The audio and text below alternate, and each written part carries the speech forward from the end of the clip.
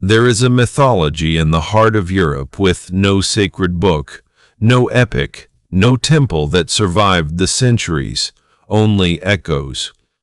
Gods whose names we still know, but whose stories were never written down by the people who believed them. A thunder god who never stopped hunting, a shadowy lord coiled in the wet roots of the world, a witch in a hut that walks on chicken legs, a sorcerer who hid his own death inside an egg. For 1,000 years, priests and monks and princes tried to erase every trace of it, and they very nearly succeeded. What we have left are fragments, a single line in a war treaty, a carved idol dragged from a river, a festival that outlived the faith that made it, a children's rhyme that was once a solemn prayer. Scholars have spent 2 centuries trying to rebuild the whole cathedral from these scattered stones, and they still argue about almost every piece of it. This is Slavic mythology, the great forgotten religion of Eastern Europe. By the end, you will know its gods, its monsters, and its ghosts, and, just as important, how much we truly know and how much we only guess. Because here the mystery is the story. Let us begin where the scholars do, with the silence. The Slavs never wrote their myths down. Not one native scripture, not one epic in their own hand. There is no Slavic Homer, no Snorri who preserved the Norse gods in careful ink. By the time anyone recorded these beliefs, the recorders were Christians, and often they were hostile.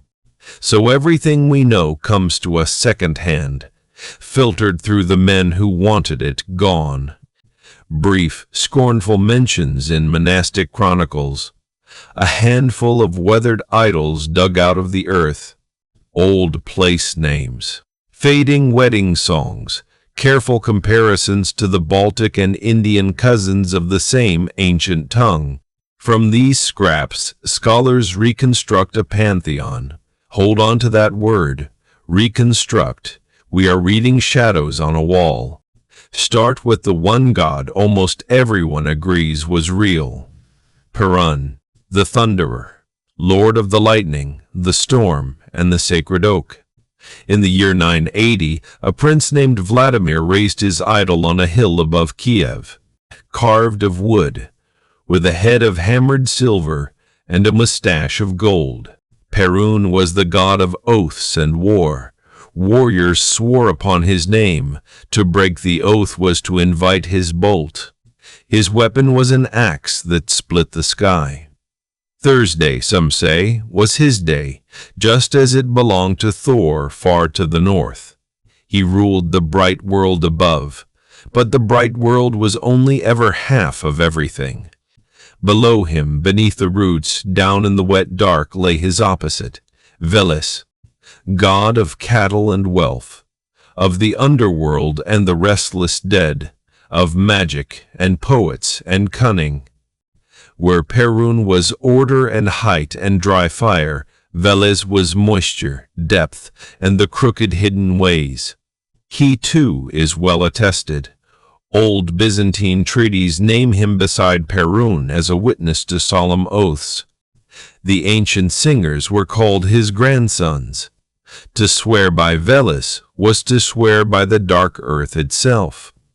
Later legend gives him a serpent shape, a great horned snake coiled among the roots of the world. But tread carefully here.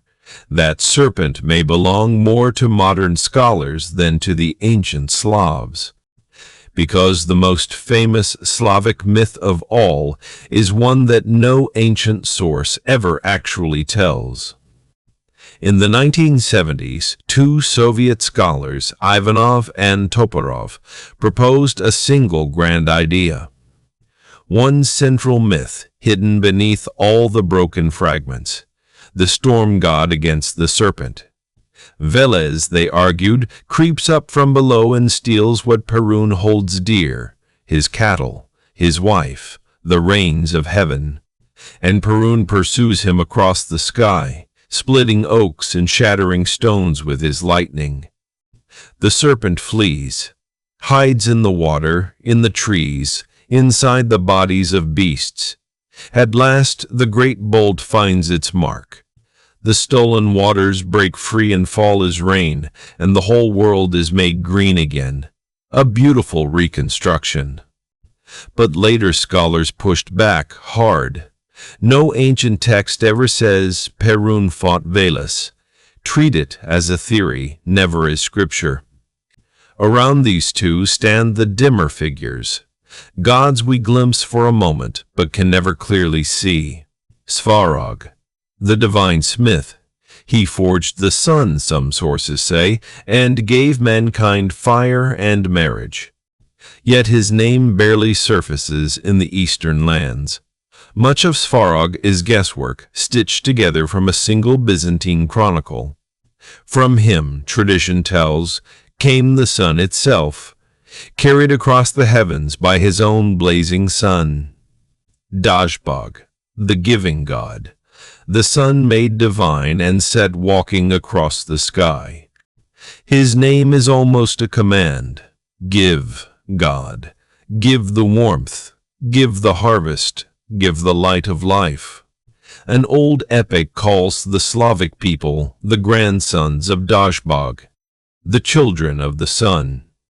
And he stood on Vladimir's hill in Kiev, carved and real among the 7 great idols. Beside him, Strybog, the god of the wind.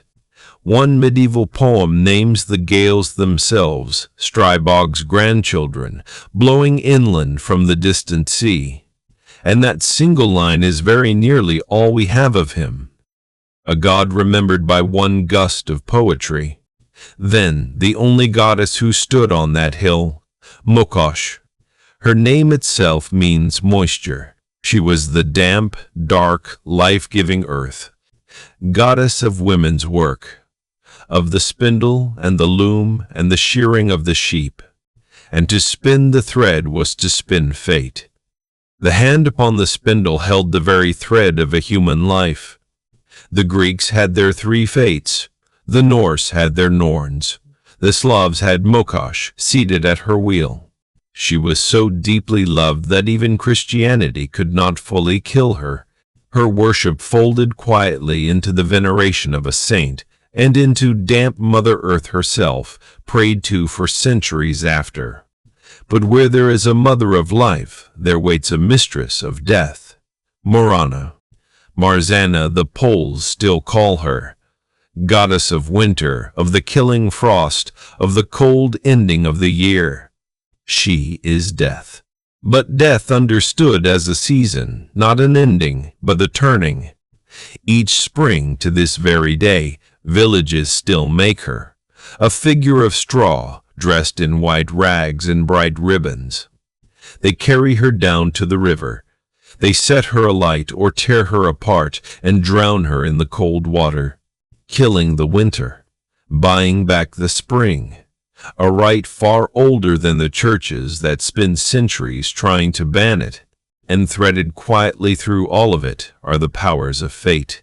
Rod, a word meaning kin and birth and the clan and the harvest, a dim old god of blood and generation, and with him the Rozhanitsi, spirits of fate who came to a newborn's cradle in the dark. 3 unseen women gathered close to spin out the child's whole destiny before it could ever walk. Monks complained that the Slavs fed Rod and the Rozhanitsi first, before they ever honored mighty Perun himself. Now a warning wrapped inside a legend. The black god and the white god. You have surely heard of Chernobog, the Dark Lord, the Slavic devil, they say. He comes to us from one line, in one book, a German priest named Helmold, writing around the year 1168. Helmold wrote that the Slavs, at their feasts, would toast a good god and an evil one, Chernobog the Black. And that is the entire ancient record of him, one single sentence. The good god, this Belobog, Helmold never named him at all. Scholars invented the name much later to make a tidy matching pair. Many historians now believe Helmold simply saw his own Christian idea of good and evil in a people who never held it. So the great dark dualism of Slavic myth may be a Christian misreading or a modern romance. Doubt it deeply. The high gods faded away with the old temples, but the smaller spirits, the ones in the forest and the hearth, they never left. Deep in the birch wood stands a hut on a pair of enormous chicken legs. It turns slowly to face you. Around it, a fence of human bone. On every post, a skull with softly glowing eyes. Inside lives Baba Yaga, an ancient crone with iron teeth and a long nose that scrapes the ceiling. She flies not on a broom, but inside a great stone mortar, steering with a pestle, sweeping away her own tracks with a broom of birch. She may devour you whole. She may help you on your way. Which of the two depends on your courage, your manners, and your luck. She is no goddess. She is folklore, but folklore so old and so deep that it feels like the memory of one. And in those same tales walks her equal in dread, Koschei, the deathless, a gaunt sorcerer, a stealer of brides, thin as the winter and cold as beaten iron. You cannot kill him with any sword, for Koschei keeps his death hidden far outside his own body. His soul is sealed inside a needle. The needle is inside an egg. The egg is inside a duck. The duck inside a hare. The hare in an iron chest. The chest buried beneath a green oak on an island in the middle of the sea. Snap the needle, and the deathless crumbles into dust. His whole long life resting on the breaking of a single pin. Closer to home, literally, lives the domovoi, a small, bearded spirit who dwells behind the warm stove, the soul of the house and its faithful guardian. Leave him bread and milk and he keeps the family safe. Insult him, and the milk sours, the cattle sicken, the luck runs dry. Step in among the trees, and you enter another's kingdom, the Leshy, the lord of the forest. He can stand tall as the pines, or shrink small as a mushroom, shifting shape, wearing his shoes on the wrong feet. Respect the woods, and he guides you gently home. Mock them, and he leads you in circles until long after dark. By the slow river waits the rusalka, a pale woman rising silently out of the water. Often she is the ghost of a girl who drowned, unquiet, uneasy, caught forever between the worlds. In the green heat of early summer she leaves the water to dance, and the unwary who join her rarely come home again. And beneath the millpool lurks the vodyanoi, an old man with a tangled green beard and the cold eyes of a fish. He is the spirit of the drowned, the keeper of the deep still water, the master of all its fish. Anger him, and your nets come up empty, or he takes you by the ankle and pulls you down into the dark to keep. These beings were never only stories.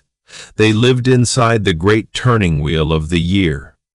On the shortest night of summer comes Kupala, the blazing fire festival of the midsummer solstice. Villages build tall bonfires against the short dark. Lovers clasp hands and leap the flames together for luck and for cleansing. Girls set wreaths of flowers and candles adrift on the river to read their fortunes in the drift of the current. And somewhere out in the black wood, they say, a single fern blooms for one impossible instant. And whoever finds that flower will understand, for one night, the secret language of the whole living world. And at the other great turn of the year, when winter finally breaks, the effigy of Morana goes to the water once more. Children carry her out of the village singing, "Winter, drowned. Death sent gently downstream and away. The church renamed these nights, laid the names of its saints over them. Kupala became the feast of John the Baptist. But underneath the borrowed names, the old fire still burns, and the old straw effigy still floats away on the spring flood. That is Slavic mythology. Not a finished cathedral of stories, but a vast and beautiful ruin. A thunder god and his shadow, a goddess at her weaving, a drowned queen of the winter, witches and house spirits, and a sorcerer who buried his own heart inside an egg.